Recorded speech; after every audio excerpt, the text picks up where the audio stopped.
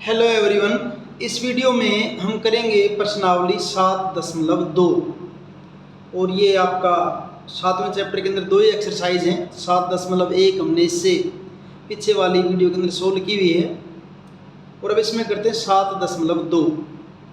इसमें क्वेश्चन आएंगे आपके क्रय मूल्य, विक्रय मूल्य, लाभ, हानि, मूलधन, साधारण ब्याज, ये सारे इस तरह के क्वेश्चन आएंगे। इसी एक एक्सरसाइज में ये है सारा ये, और थोड़ा ध्यान से देखना आप, क्योंकि इसी के बेस पर आगे फिर जो आपका 8th में भी ऐसे ही चैप्टर है सेम ऐसे कैसा, और जो इसके अंदर जो बातें यूज होंगी मैं सारी आपको साथ साथ क्वेश्चन के अंदर ही बता देता हूँ, कोई दिक्कत नहीं आएगी, आपको आराम से होगा। देखिए पहला क्वेश्चन क्या है, क्रय विक्रय के निम्न सौदों में हानि या लाभ ज्ञात कीजिए। प्रत्येक दशा में प्रतिशत हानि या प्रतिशत लाभ भी ज्ञात कीजिए। पहले तो हानि या लाभ बताना है और उसके बाद वो हानि या लाभ किस में बताना है, आपने प्रतिशत में भी बताना है। प्रतिशत यानी कि प्रत्येक 100 पर हम इसको बताना है। तो लाभ तो पता है हमें, कोई चीज़ कम में खरीदें और ज़्यादा में बेचें तो क्या हो जाएगा, लाभ हो जाएगा, और ज़्यादा में खरीद के कम में बेचना पड़ जाएगा तो क्या आपकी हो जाएगी, हानि हो जाएगी। पहला क्वेश्चन देखिए, बगीचे में काम आने वाली कैंची रुपये 250 में खरीदी गई। कितने में खरीदी गई, रुपये 250 में, तथा रुपये 325 में बेची गई। खरीदी 250 की, बेची 325 की, तो ज़्यादा की बेच दी है, ज़्यादा की बेच दी, इसका मतलब क्या हो गया, लाभ हुआ यहाँ पे। उसके बाद इसमें दे रखा है कि इस लाभ को हमने प्रतिशत में भी बताना है। तो जो खरीदने वाली राशि है उसको हम कहते हैं क्रय मूल्य। जितने में कोई चीज़ खरीदी जाती है उसको कहते हैं क्रय मूल्य, और जिस मूल्य पर बेची जाती है उसको कहते हैं विक्रय मूल्य। अंग्रेजी में कहें तो क्रय मूल्य को कहते हैं कॉस्ट प्राइस और विक्रय मूल्य को कहते हैं सेलिंग प्राइस, यानी बेचने का प्राइस। 4 पार्ट हैं इसके, बारी बारी से करते हैं क्वेश्चन को। देखिए पहला जो क्वेश्चन है वो आपका है कैंची के बारे में है। क्या क्या इसमें देखिए, कैंची का क्रय मूल्य, कैंची का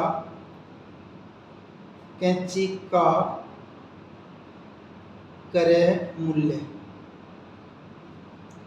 क्रय मूल्य को दिखा देते हैं हम सीपी, शॉर्ट में भी कॉस्ट प्राइस। सीपी क्या होता है आपका, कॉस्ट प्राइस,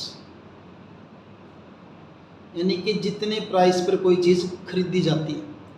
आप इसको खाली कैंची का सीपी लिख दें, सही है वो भी, और आगे में लिखूँ ऐसे ही, कैंची का क्रय मूल्य वो कितना है अभी, रुपये 250, रुपये 250, ठीक है।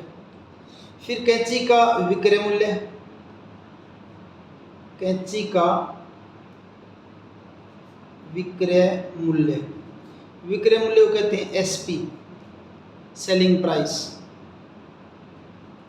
यहाँ पे क्या होता है, सेलिंग प्राइस, यानी कितने में कोई चीज़ बेची गई है, एसपी। वो आपका सेलिंग प्राइस कितना आपका भाई, 325 रुपये 325।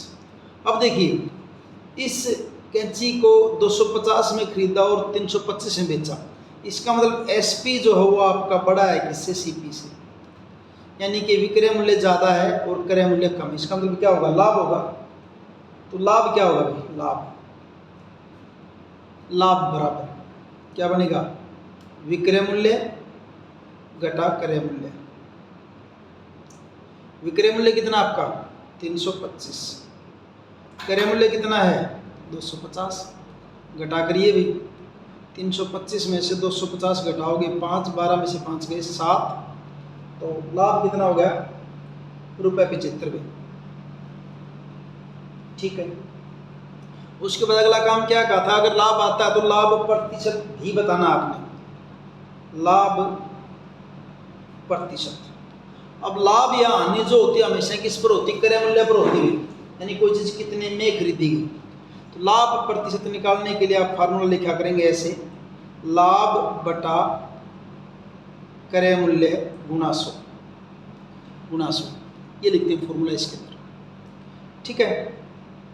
तो इसको सोल्व करेंगे तो आ जाएगा आपका, देखिए लाभ कितना आपका 75 75 रुपये, क्रय मूल्य कितना था आपका 250 और गुना कितना कर दिया अभी 100 गुना कर दिया। 1 0 से 1 0 काट दिए 25 दिए 75 3 की और 10 की गुणा करोगे 10 दिए 30%, जो इसका क्या हो जाएगा आंसर हो जाएगा लाभ कितना 30%। ये हुआ आपका ये ए पार्ट में इसका फर्स्ट का क्वेश्चन फर्स्ट का ये ए पार्ट था भाई। अब क्वेश्चन फर्स्ट का करते हैं बी पार्ट। बी पार्ट में एक रेफ्रिजरेटर है 1200 रुपये में खरीदा गया और 13,500 में बेचा गया। तो रेफ्रिजरेटर का क्रय मूल्य है, रेफ्रिजरेटर का क्रय मूल्य, फ्रिज का क्रय मूल्य सीपी कितना ₹12,000। ठीक है। रेफ्रिजरेटर का विक्रय मूल्य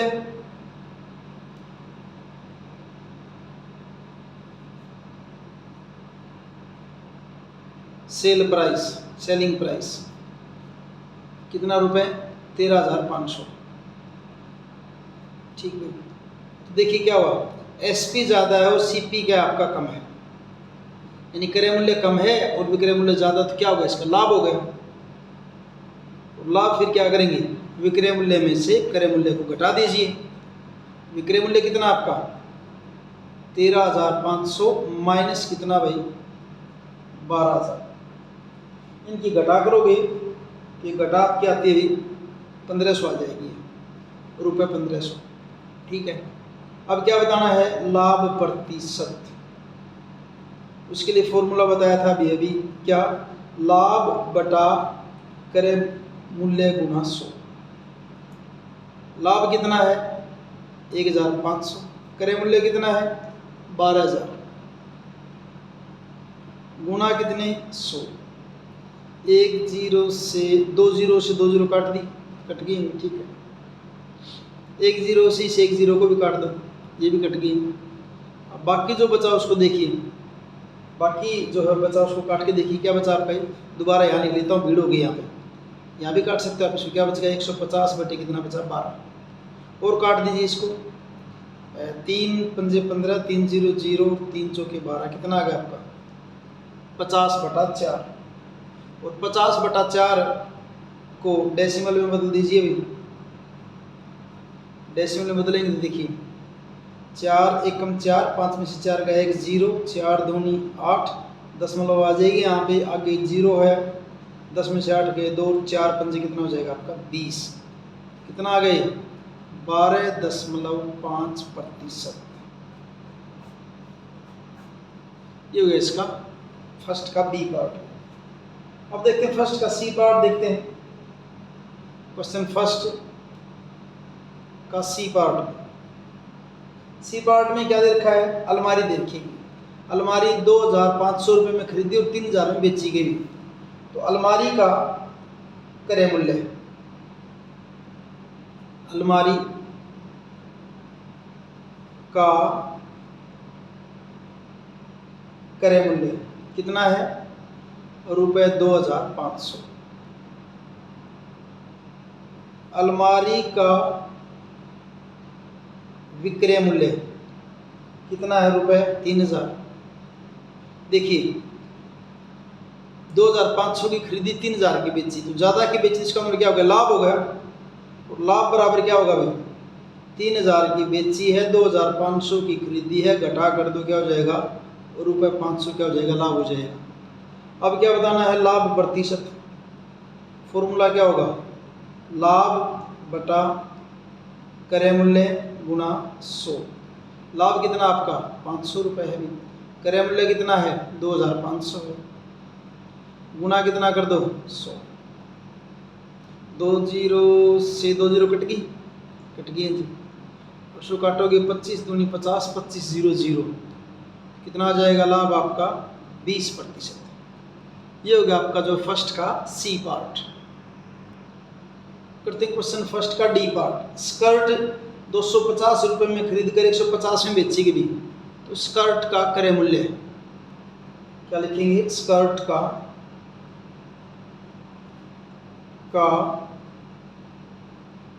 क्रय मूल्य CP कितना है ₹250।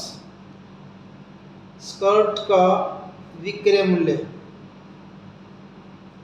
SP सेलिंग प्राइस वो कितना है ₹150। अब देखिए यहाँ पे CP बड़ा और SP क्या रहेगा आपका छोटा, यानी कि ज़्यादा में खरीदी और कम में बेची तो क्या होगा, हानि हो गई यहाँ पर। तो यहाँ क्या हुआ, हानि। हानि क्या होगी फिर, 250 की ली थी 150 की बेची तो हानि कितनी हो जाएगी, ₹100 होगी हानि, ₹100 की हानि होगी।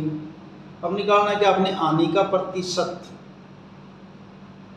हानि प्रतिशत क्या होता है फार्मूला, वहाँ लाभ बटा 100 था, यहाँ लाभ बटा क्रय मूल्य था, यहाँ क्या लिखेंगे हानि बटा क्रय मूल्य और गुना कितना कर दो 100।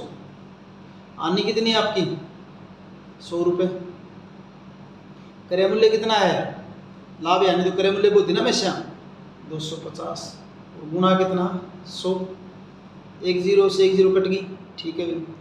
5 दूनी 10, 5 पंजे 25 और फिर उसको 5 को काटेंगे, 5 दूनी 10, 5 0 0, 2 और 20 की गुणा करेंगे, 20 दूनी 40%। हानि हो जाएगी आपकी कितनी 40% आपकी हानि इसके अंदर हो जाएगी।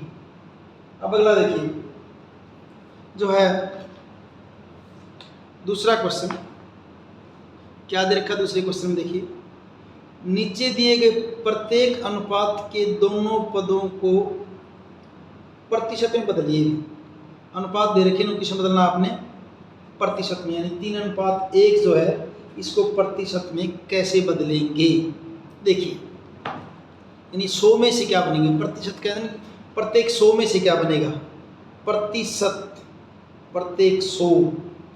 और इसका फर्स्ट ए पार्ट जो क्या दे रखा आपका 3:1 दे रखा है, इसको क्या करना है पदों को इनको प्रतिशत में बदलिए। अब कुल भाग क्या बन जाएगा इनका, देखिए कुल भाग अगर 3:1 दे रखा तो कुल भाग क्या हो जाएगा 3 + 1 यानी कितना हो जाएगा 4 हो जाएगा, 3 + 1 क्या हो जाएगा आपका 4। और इसलिए भिन्न के रूप में अनुपात क्या बनेगा, अगर इनको भिन्न के रूप में अनुपात करेंगे तो ऐसे नहीं, चलो सीधा लिखिए पहला भाग, पहला भाग, पहला भाग यहाँ पे देखिए कितना 3 है, कुल भाग कितना है 4 है, गुना कितना कर दीजिए 100 कर दीजिए, 4 किससे काट दो 25, 25 थी कितना हो जाएगा आपका 75%। क्लियर है। दूसरा भाग, दूसरा भाग कितना है यहाँ पे 1 है, 1, कुल भाग कितना 4, गुना कितना कर दीजिए 100, 25 चौके 100, ये कितना हो जाएगा आपका 25%। यानी 3:1 का मतलब क्या है 75% और क्या आपका 25%। अब इसका करते हैं दूसरे का बी पार्ट, क्वेश्चन 2 का बी पार्ट। बी पार्ट में दे रखा 2:3:5, 2:3:5, 3 दे दी यहाँ पे। पहले तो वही कुल भाग क्या बनेगा 2 + 3 + 5, 2 और 3 5 और 5 कितना हो जाएगा 10 हो जाएगा। अब पहला भाग जो उसका प्रतिशत बताना, हर एक भाग का हमने क्या करना है प्रतिशत बताना है। पहला भाग क्या बनेगा, कितना दे रखा पहला 2 दे रखा है 2, कुल भाग कितना है 10, गुना किससे कर दो 100 से, 1 0 से 1 0 कट जाएगी, क्या हो जाएगा 10 दूनी 20%। दूसरा भाग यहाँ पे कितना दे रखा 3 दे रखा है, कुल कितना है 10, गुना कितना कर दो 100, 1 0 से 1 0 यहाँ कट जाएगी और 10 थी कितना हो जाएगा आपका 30%। तीसरा भाग वो कितना आपका 5, कितना है 5 बटा 10 गुणे 100, 1 0 से 1 0 कट जाएगा, क्या हो जाएगा आपका ये 50%। और ये दूसरे का B part complete. C part में दे रखा आपका 1:4 में, दूसरे का सी पार्ट है वो क्या दे रखा है 1:4। तो वही कुल भाग क्या बन जाएगा 1 + 4 = 5। पहला भाग पहला कितना है 1 है, कुल कितना है 5 है, गुना कितना कर दे 100, 20 पंजे 100 कितना हो जाएगा 20%। दूसरा भाग कितना 4 है, वो कुल कितना है 5, गुना कितना कर दे 100, तो 20 पंजे 100 और इनकी गुना करोगे 20 चौके कितना हो जाएगा आपका 80%। ये होगा आपका दूसरे का सी पार्ट। अब करते हैं दूसरे का डी पार्ट, क्वेश्चन 2 का पार्ट डी। वो आपका दे रखा है 1:2:5, ये दे रखा है 1:2:5। पहले तो वही कुल भाग क्या बनेगा आपका कुल भाग 1 + 2 + 5, 5 और 2 7 कितना हो जाएगा 8 हो गया कुल भाग, कितना हो जाएगा आपका 8। ठीक है भाई, पहला भाग वो क्या बनेगा आपका, पहला भाग कितना 1 है, कुल कितना 8 है और ऊपर कितना आपका 100। काट लीजिए जितना भी कटता है, 4 दूनी 8 और 25 चौके 100 क्या बन जाएगा आपका 25/2 बन जाएगा। 25 को 2 से भाग करोगे तो ये आपका आ जाएगा 12.5। अगर आपको दशमलव वाली थोड़ी बहुत बातें याद हैं, थोड़ा इजी करना चाहते हो, वैसे अगर चाहो तो आप इसको सीधा क्या लिख दोगे अब 12.5%। थोड़ा सा भी अगर डेसिमल वाला याद है तो मैं बता रहा हूँ, वैसे अगर आप करना चाहो तो 25/2 है, ऊपर नीचे किसी गुना कर दो 5 से कर दो, ऊपर क्या हो जाएगा 25 पंजे 125, नीचे क्या हो गया 5 दूनी 10, कितनी जीरो है 1 जीरो, तो डेसिमल 1 अंक छोड़ के क्या लिख देंगे 12.5। आप ऐसे करो चाहे 12.5, बाकी आपकी मर्जी। दूसरा भाग दोनों सही है। दूसरा भाग, दूसरे में क्या दे रखा 2 दे रखा है, 2/8 गुने कितना 100, तो 2 चौके 8 कट गए, तो और ये 25 चौके कितना हो जाएगा 100, तो दूसरा भाग कितना हो जाएगा आपका 25% में। तीसरा भाग कितना है 5 दे रखा है, 5/8 गुने 100, काट दो जितना कटता है, 4 दूनी 8 और 4 से काटोगे 25, 25 पंजा 125/2, इनको भाग करोगे 2 छीके 12, 2 दूनी 4, 2 पंजे 10, 62.5%। ये आपका हो जाएगा क्वेश्चन 2 जो है। क्वेश्चन 3 देखिए क्या है। क्वेश्चन 3, एक नगर की जनसंख्या 25,000 से घटकर 24,500 रह गई। घट की जनसंख्या, तो घटने का प्रतिशत ज्ञात कीजिए। 25,000 से घट के कितनी हो गई है 24,500। तो क्वेश्चन 3 देखिए। क्वेश्चन 3, नगर की जनसंख्या, तो प्रारंभिक जनसंख्या कितनी है,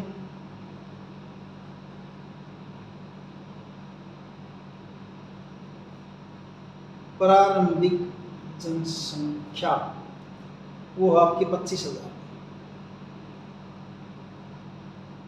घटने के बाद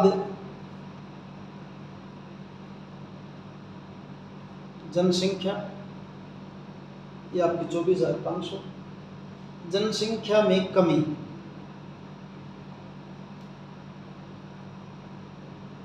कितनी कम हो गई भाई 25,000 में से क्या कर दीजिए 24,500 घटा दो। 25,000 में 24,500 घटाएं तो कितना बच जाएगा 500 बच जाएगा। अब जनसंख्या में प्रतिशत कमी, इसको प्रतिशत में बदलना भी। अब जनसंख्या में प्रतिशत में कमी क्या आएगा इसका, जनसंख्या में कमी यानी कितनी कम हुई 500 बटा मूल जनसंख्या यानी कि शुरू में कितनी थी या प्रारंभिक जनसंख्या और गुणा क्या 100। वैसे ही जैसे लाभ और उसमें क्रय विक्रय में करते थे, कमी यानी जैसे उसमें क्या करते हम हानि बटा क्रय मूल्य और गुणा 100 करते थे। अब यहाँ नीचे मूल जनसंख्या यानी शुरू वाली को लेंगे जो स्टार्टिंग में थी, तो मूल जनसंख्या आ जाएगी यहाँ पे। तो जनसंख्या में कमी कितनी हुई आपकी भाई 500 की हुई। मूल जनसंख्या कितनी थी आपकी 25,000 थी। गुणा किससे कर दीजिए आप 100 से गुणा कर दो, तो क्या हो जाएगा आपका 2 जीरो से 2 जीरो एक जीरो से एक जीरो ये कट जाएगी और 25 दूनी 50। कितने कमी होगी जनसंख्या में भाई? 2% की जो जनसंख्या के अंदर कमी हो गई है। ये आपका हुआ जो है तीसरा क्वेश्चन। चौथा देखते हैं क्या है चौथा। अरुण ने एक कार 3,50,000 रुपये में खरीदी। अगले वर्ष उसका मूल्य बढ़कर 3,70,000 रुपये हो गया। झूठ बोल रहा है। चलो न्यूमेरिकल में तो करना है, एक साल के बाद वो कीमत लुटेगी ही। चलो ये बढ़ा रहा है, मान लेते हैं कि बढ़ गई कीमत। अरुण ने एक कार 3,50,000 में खरीदी। अगले वर्ष उसका मूल्य बढ़कर 3,70,000 रुपये हो गया। कार के मूल्य की प्रतिशत वृद्धि, हमें बेची नहीं, इसने किस्म सी लगा ले, नई खरीद के लेके आया होगा और अगले साल कंपनी ने कीमत बढ़ा दी भी, ये जो ना अब हम 3,50,000 में नहीं बेचेंगे, हम तो 3,70,000 में बेचेंगे। तो कार के मूल्य में कितने प्रतिशत वृद्धि हुई, हमने ये बताना है। तो प्रारंभिक वही इस जनसंख्या वाले की तरह, शुरू में मूल्य कितना था, बाद में मूल्य कितना हो गया, बढ़ने के बाद कितना हो गया, तो कितने प्रतिशत वृद्धि हुई, ऐसा हमें इसके अंदर बताना है। तो देखिए ये आपका है क्वेश्चन नंबर चौथा। क्वेश्चन 4, कार का प्रारंभिक मूल्य कितना है भाई? 3,50,000 रुपए। वृद्धि के बाद कार का मूल्य, वृद्धि के बाद कार का मूल्य, वृद्धि के बाद कार का मूल्य क्या हो गया? 3,70,000 हो गया। ठीक है, तो मूल्य में वृद्धि, मूल्य में वृद्धि कितनी वृद्धि? 3,70,000 में से क्या घटा दो भाई? 3,50,000 घटा दो, तो कितनी वृद्धि हो जाएगी? रुपए 20,000 की वृद्धि होगी, 20,000 की वृद्धि होगी। ठीक है, अब इस वृद्धि को बताना है किसमें? प्रतिशत में बताना है, वृद्धि प्रतिशत। अब क्या बताएंगे? वृद्धि प्रतिशत।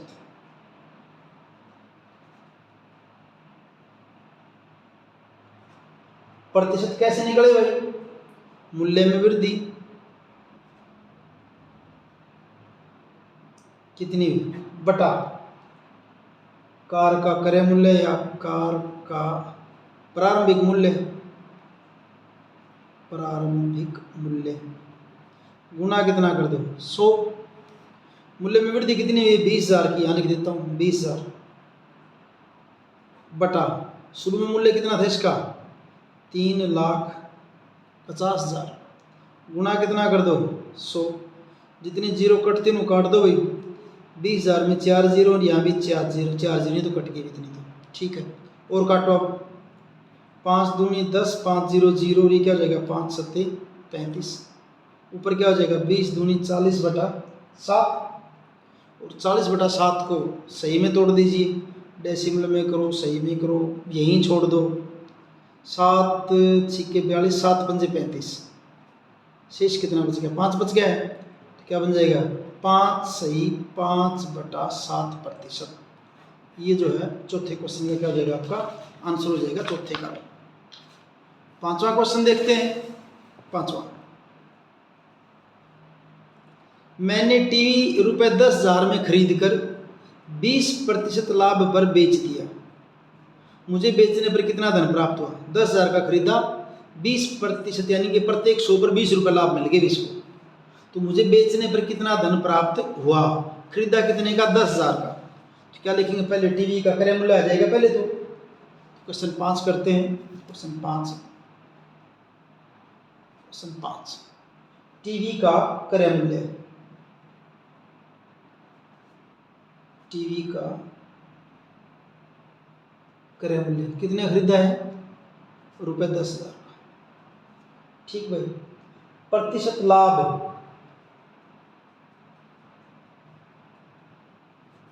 प्रतिशत लाभ कितना है? 20%, यानी प्रत्येक 20 पर। तो कुल लाभ क्या बनेगा फिर? लाभ बनेगा क्या फिर? अब लाभ होगा किस पे? तो जो खरीदा उसके ऊपर होगा लाभ, 10,000 के ऊपर होगा लाभ। तो क्या लिख देंगे हम?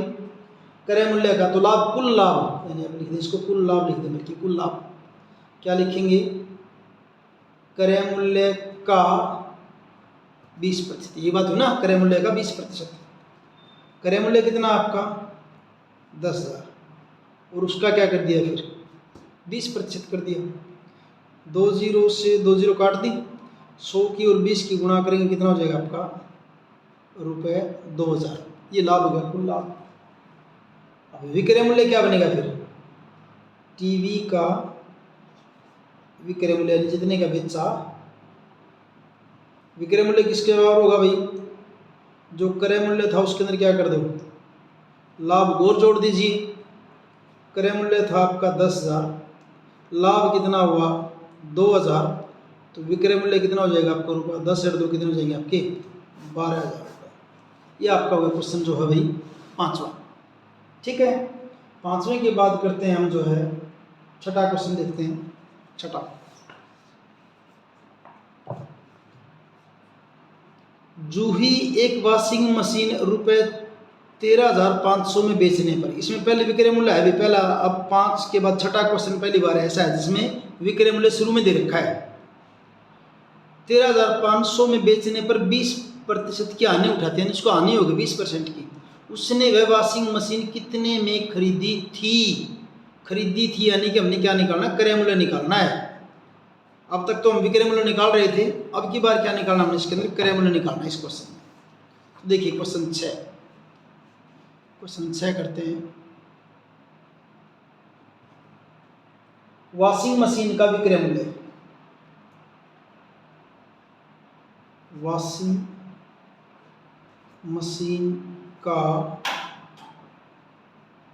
विक्रय मूल्य कितना है रुपये 13,500। ठीक है, हानि प्रतिशत, हानि कितनी है इसको, हानि प्रतिशत बराबर कितनी है भाई आपकी 20%। हानि 20% हुई है। ठीक है, अब कैसे करेंगे इसको, देखिए हम क्रय मूल्य निकालना, हम क्रय मूल्य को मान लेते हैं पहले। माना क्रय मूल्य, माना वॉशिंग मशीन का क्रय मूल्य, वो हमने कितना मान लिया रुपये x मान लिया अभी x। ठीक, अब कुल हानि जो क्या होगी, कुल हानि,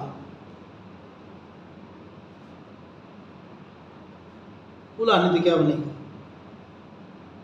क्रय मूल्य का 20%। कुल हानि तो ये होगी, क्रय मूल्य का क्या कर दो आप 20% निकाल दो, वो कुल हानि हो जाएगी।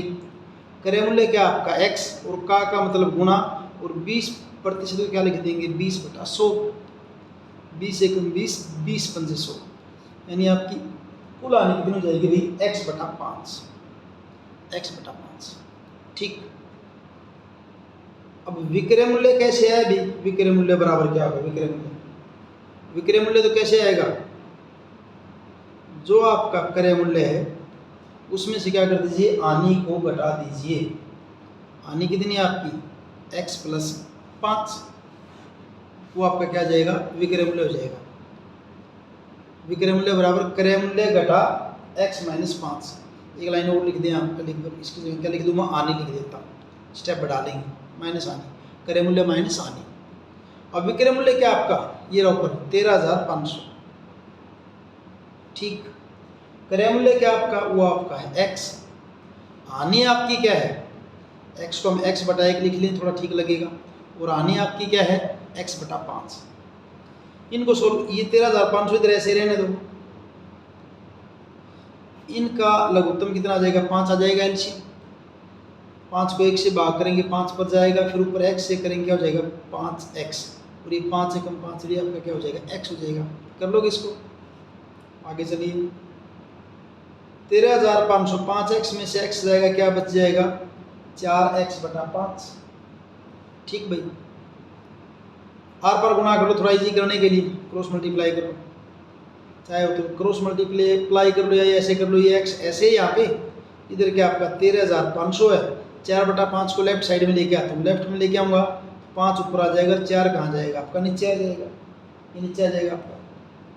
13,500 को 4 से सीधा भाग कर लो, कट जाएगा सीधा भी, 13,500 को 4 से भाग करिए। 4 × 3 = 12, 3 में से 2 गया 1, उतार लिया 5, 4 × 3 = 12, 5 में से 2 गए 3, फिर उतार लिया 0, 4 × 7 = 28, बच जाएंगे 2, फिर 0, 4 × 5 = 20, यानी कितने पर गया ये 3,375। अब 3,375 की 5 की गुणा कर दो, यहाँ कर देता हूँ, 5 के साथ गुणा करोगे 5 × 5 = 25, 2, 5 × 7 = 35 और 2 = 37, 3, 5 × 3 = 15 और 3 = 18, 1, 5 × 3 = 15 और 1 = 16। ये आपका क्या बन जाएगा 16,875 बराबर किसके 16,875 बराबर किसके x के, या ये कह दें x बराबर 16,875, या ये कह दें जूही ने वॉशिंग मशीन का लिख दो सीधा। इसलिए वॉशिंग मशीन का क्रय मूल्य, वॉशिंग मशीन का क्रय मूल्य बराबर क्या हो जाएगा रुपये 16,875। ये आपका क्वेश्चन नंबर 6 कंप्लीट हुआ। यहाँ पे क्वेश्चन नंबर 6। 7वां क्वेश्चन, चौक पाउडर में कैल्शियम कार्बन तथा ऑक्सीजन का अनुपात क्या है 10:3:12 होता है। जो चौक बनाना जिसको ब्लैक बोर्ड पे यूज करते हैं उसमें अनुपात ये होता है 10:3:12 का अनुपात होता है। इसमें कार्बन की प्रतिशत मात्रा ज्ञात कीजिए। पहला काम क्या करना है, सिर्फ कार्बन की, सबकी नहीं बताने। वैसे तो कैल्शियम कार्बन ऑक्सीजन सारे दे रखे हैं, आपने सिर्फ किसकी बतानी है, हमने बतानी सिर्फ कार्बन की। उसके बाद अगला क्या है, चाक की एक छड़ी में यदि कार्बन 3 ग्राम है तब उसका कुल भार कितना होगा। चाक की जो छड़ी है उसमें बता दिया कि एक छड़ी में सिर्फ कार्बन का बताया भी, उस कार्बन के हिसाब से बाकी 2 का और निकाल के इसका निकाल लेंगे हम। ठीक है, कार्बन का तो बता दें उसमें हिस्सा कितना 3 ग्राम है, तो कुल भार कितना होगा हमने ये बताना है इसके अंदर।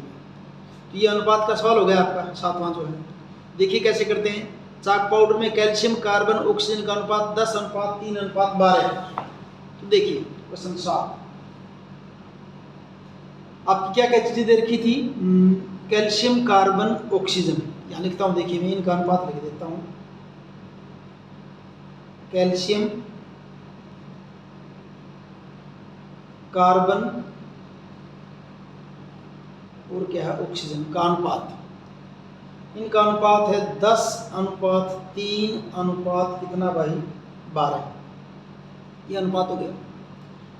अनुपाती योग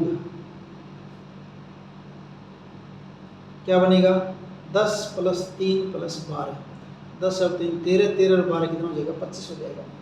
अब प्रतिशत में बदलना सिर्फ इसको, कार्बन को भी, सिर्फ कार्बन को। तो कार्बन का भाग इसमें कितना हो जाएगा 3/25 हो जाएगा, 3/25 कार्बन का भाग हो जाएगा। लिख दो तो लिख दो चाहे, कार्बन का भाग कितना बन जाएगा 3/25। अब चाक पाउडर में कार्बन की प्रतिशत मात्रा, चौक पाउडर में कार्बन की प्रतिशत मात्रा। अब भाग तो उसका 3/25, प्रतिशत में बदलना तो क्या कर देंगे 100 से इसको गुणा कर दो 100 से, 25 100 के 100, 4 × 3 = 12%, यानी कि उस चौक के अंदर 12% कार्बन है। एक चौक के अंदर ऐसे पूरा डब्बा होगा, उसके अंदर 12% का मतलब क्या है कि 100 में से 12। मान लीजिए अगर 100 ग्राम वेट है ना तो उसमें 12 ग्राम क्या मिलेगी आपको कार्बन मिलेगी। ये आपका फर्स्ट पार्ट तो इतना है, फर्स्ट में तो यही करना था, ए पार्ट था ये तो इसका। बी पार्ट में क्या पूछा था, बी में पूछा था चाक की एक छड़ी में यदि कार्बन की मात्रा 3 ग्राम है तो उसका भार कितना होगा। देखिए तो चाक की छड़ी में कार्बन की मात्रा, चौक की छड़ी में कार्बन की मात्रा एक छड़ी के अंदर कितनी दे रखी है 3 ग्राम इसने दे रखी है। ठीक भाई, माना चाक की छड़ी का कुल भार, माना चौक की छड़ी का कुल भार वो हमने क्या मान लिया x ग्राम मान लिया, x ग्राम। ठीक, अब इसका देखिए x का, क्योंकि कितने प्रतिशत है, भी कार्बन इसके अंदर 12% है, तो x का 12% किसके बराबर है? x का 12% किसके बराबर? 3 की। पता नहीं एक छड़ी के अंदर, ये तो हमने क्या मान लिया, एक छड़ी का भार मान लिया x, और एक छड़ी के अंदर कार्बन की मात्रा क्या है? 3 ग्राम है। तो हमने और वैसे बता दिया कार्बन प्रतिशत के हिसाब से बात करें तो 12% है, तो यानी x का 12% बराबर किसके? 3 के। और फिर क्या लिखें? x गुणा 12/100 बराबर किसके? 3 के।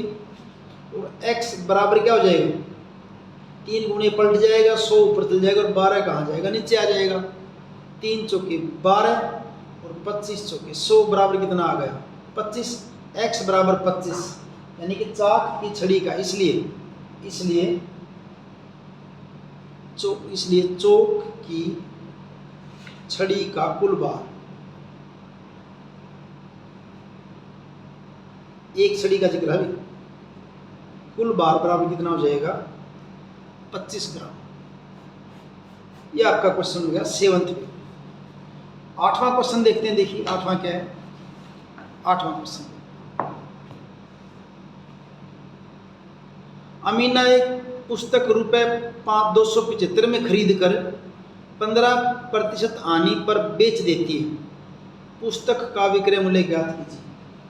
ये हो जाएगा आराम से, कोई दिक्कत नहीं। थोड़ा सा दिक्कत कहाँ है, किसी के अंदर अगर क्रय मूल्य निकालना हो ना, फिर उसमें x वगैरह मानना पड़ता है, उसके अंदर तो है, बाकी आराम से हो जाएगा। क्वेश्चन 8 देखिए, क्वेश्चन 8वां क्वेश्चन क्या दे रखा है? पुस्तक का क्रय मूल्य, पहले पुस्तक का क्रय मूल्य, कॉस्ट प्राइस बराबर कितना है? ₹275। ठीक भाई। प्रतिशत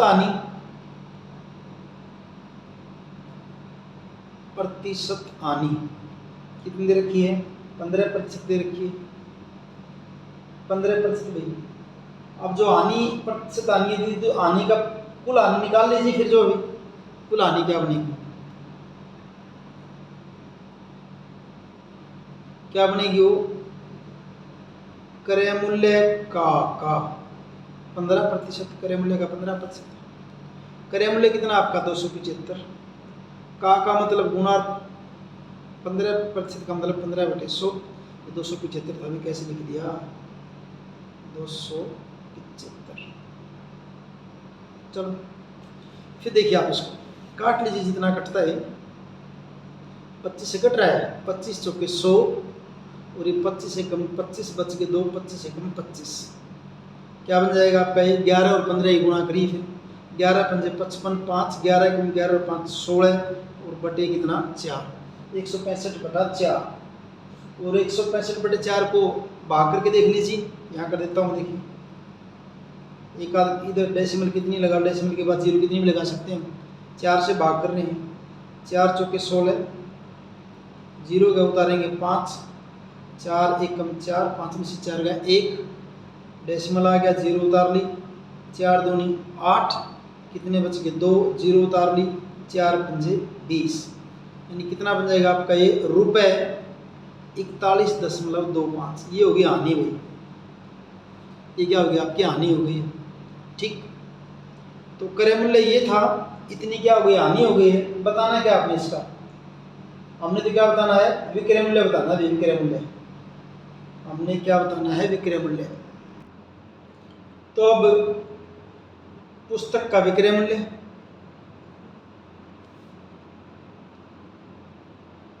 पुस्तक का विक्रय मूल्य।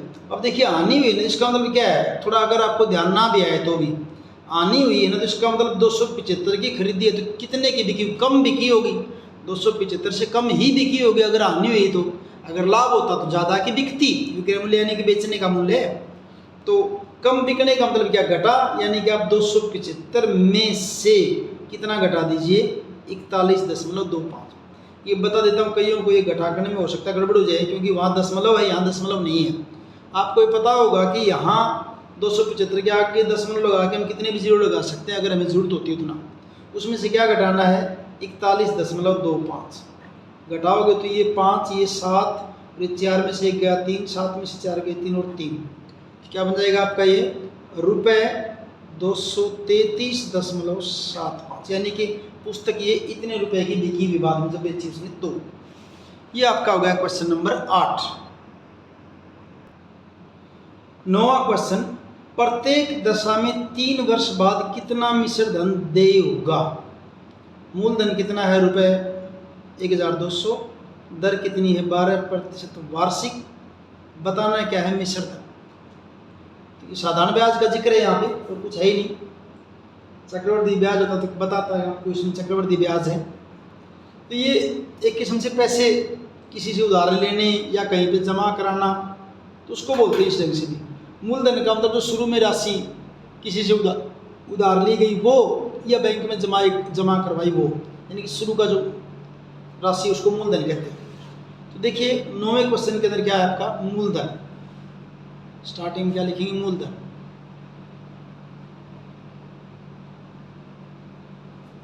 मूलधन बराबर आपका दे रखा है रुपए 1200,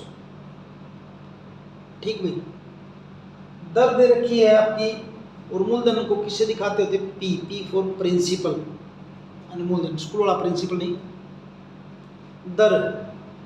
दर को दिखा दिया आर से, और वो कितनी दे रखी 12% वार्षिक, यानी कि 1 साल 12% वार्षिक का मतलब 1 साल में 100 रुपये के ऊपर 12 रुपये ब्याज लग जाएगा, यानी 1 साल में 100 रुपये कितने बन जाएंगे? 112 रुपये बन जाएंगे, ठीक है भाई। समय इकट्ठा दे दिया शुरू में, सबकी दोनों पार्ट के लिए कितना दे दिया है? 3 वर्ष। तो पहले निकालेंगे साधारण ब्याज।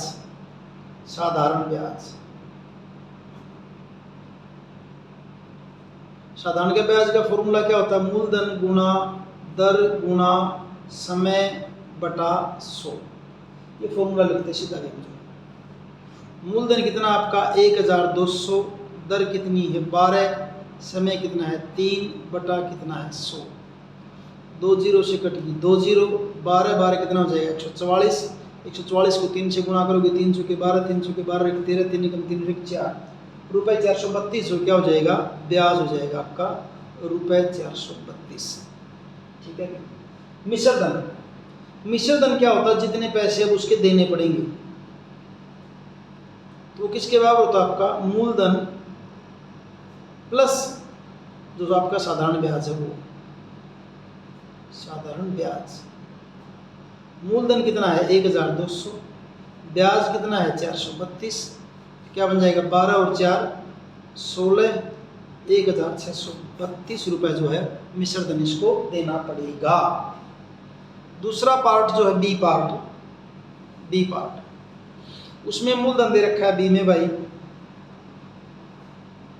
रुपए कितना दे रखा है? 7500, ठीक है।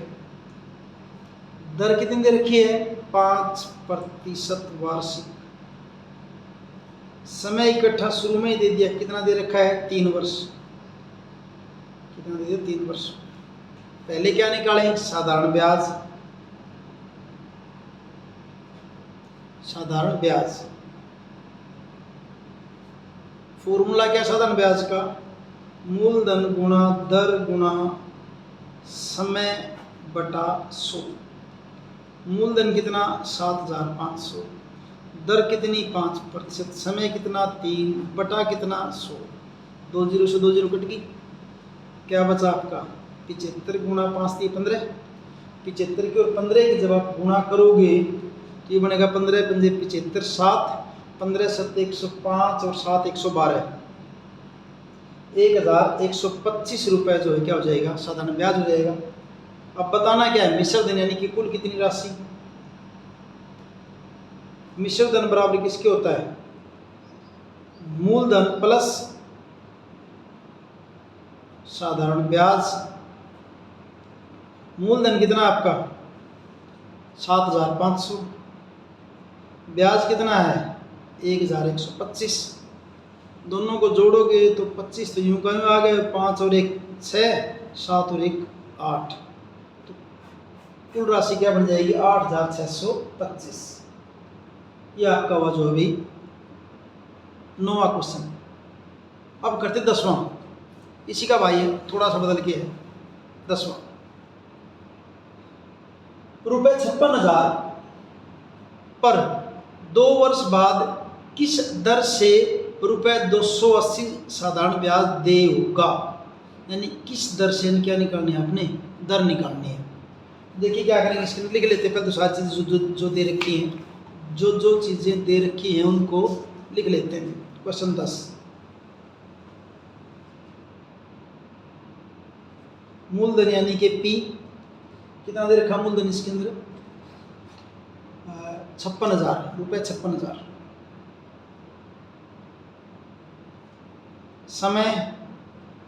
समय दे रखा 2 वर्ष, समय ने के टाइम टी 2 वर्ष। और साधारण ब्याज जो इसके अंदर बनाया है, कितना बनाया है भाई, 280 रुपये। दर यानी कि आर, वो हमने क्या करनी है, निकालनी है। ठीक, फॉर्मूला क्या होता है साधारण ब्याज का, साधारण ब्याज का फॉर्मूला क्या था, मूलधन गुना दर गुना समय बटा 100। मैंने PRT लिखी हिंदी लिखने की बजाय, पता चल जाएगा भी क्यों लिखा है ऐसा। साधारण ब्याज कितना आपका 280, चाहे इसको 280 बटा 1 लिख लें। P प्रिंसिपल मूलधन कितना है 56,000। R तो हमने निकालनी है भाई। T कितना, समय कितना आपका 2 बटा क्या आपका 100। अब मैं R को इस तरफ रख लेता हूँ, अकेले R को बस, और इन सब को इधर ले आऊँगा लेफ्ट साइड में। लेफ्ट साइड में पहले क्या है, यहाँ पे 280 है, ये 100 इस साइड में नीचे है, तो लेफ्ट साइड में जाएगा जो ऊपर आ जाएगा, बटा ये यहाँ दोनों ऊपर हैं तो इस साइड में क्या जाएंगे, नीचे आ जाएंगे, यानी भाग में हो जाएंगे, गुणा में तो भाग में हो जाएंगे। बटा कितना है 2 है। ठीक है भाई, 2 0 से 2 0 कट गई है, 1 0 से ये 1 0 ये कट गई। ठीक, और फिर आपका आगे जो क्या होगा, 28 एकम 28, 28 दूनी 56, यानी क्या बचा आपका यहाँ पे 1/4 बराबर किसके, आर के। यहाँ लिख देता हूँ मैं, क्या है आपका, ठीक है, ये आर बराबर कितना 1/4, यहाँ लिख देता हूँ आर बराबर 1/4। तो आर बराबर 1 को 4 से भाग करो। ये सिखा रखा है, बता रखा है कि 1 के बाद डेसिमल लगा कितनी भी 0 लगा सकते हैं, नहीं जा रहा शुरू में तो 0 ये हो गया, और फिर क्या हो जाएगा 4 दूनी 8, 10 में से 8 गई 2 0 और 4 बचे 20, यानी आर बराबर क्या लिख सकते हो आप 0.25%। आर बराबर 0.25%। इसलिए साधारण ब्याज की दर, इसलिए साधारण ब्याज की दर बराबर क्या बन जाएगी आपकी 0.25% वार्षिक। ये आपका क्वेश्चन नंबर क्या हो गया अभी 10। अब देखते हैं क्वेश्चन नंबर 11 को देखते हैं। क्वेश्चन 11 क्या देखिए, 11वां क्वेश्चन, मीना 9% वार्षिक दर से 1 वर्ष पश्चात 45 रुपये ब्याज के रूप में दिए। उसने कितना धन उधार लिया, कितना धन उधार लिया, यानी कि मूलधन बताना है। 11वां क्वेश्चन देखिए, क्वेश्चन 11,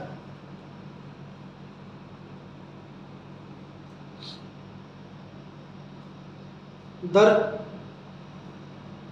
यानी कि आर कितनी है 9% वार्षिक। ठीक, समय यानी टी क्या आपका 1 वर्ष। साधारण ब्याज बराबर कितना है ₹45। मूलधन यानी पी, वो हमने क्या करना है, निकालना है बस। तो वही फॉर्मूला तो वही लिखना पड़ेगा आपको, लिख दो बस। साधारण ब्याज बराबर मूलधन गुणा दर गुणा समय बटा 100। जिन वैल्यूज का पता है उनको रख दो। ब्याज कितना आपका 45 थे, यहाँ के लिख दूँ 45 बटा 1 कर देता हूँ, बराबर मूलधन वो तो हमने निकालना है आर कितना आपका दर 9, टाइम समय वो कितना आपका 1 बटा कितना आपका 100। यहाँ क्या करेंगे, इस पी को तो इसी साइड में रख लेंगे।